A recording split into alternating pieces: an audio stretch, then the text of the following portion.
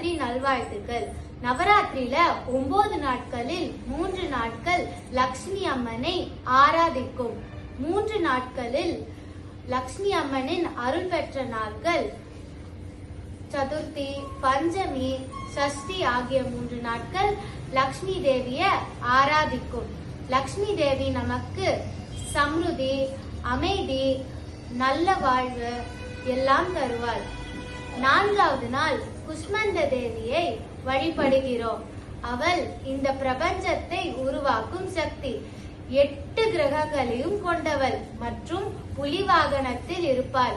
இந்த நாளில் மகாலட்சுமி அம்மனை வீட்டிற்கு அழைப்பதுடன் அனைத்து செல்வங்கள் பெருகவும் விருப்பங்கள் நிறைவேறும். 5ஆம் நாள் ஸ்கந்த மாதா வழங்கப்படுகிறாள். கந்தனின் தாய் என்பதால் ஸ்கந்த மாதா என்று அழைக்கப்படுகிறார். இந்த நாளில் கடலை மாவு கோலம் போட்டு தயிர் சாதம் மற்றும் சுண்டல் நெய்வேத்தியம் செய்து ஸ்கந்த மாதாவை வழங்கப்படுவோம். நவராத்திரியில் 6ஆம் நாளில் காத்யாயனி தேவியை வழங்கப்படுகிறார். அவர் துர்க்கையின் அவதாரங்களில் ஒருவர்.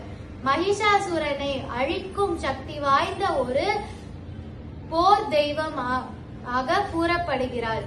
இப்போது நாங்க டாக்டர் ருக்மணி ரமணி எழுதிய நாகஸ்வராளி வர்ணம் பாட போறோம். கேட்டு என்ஜாய் பண்ணுங்க.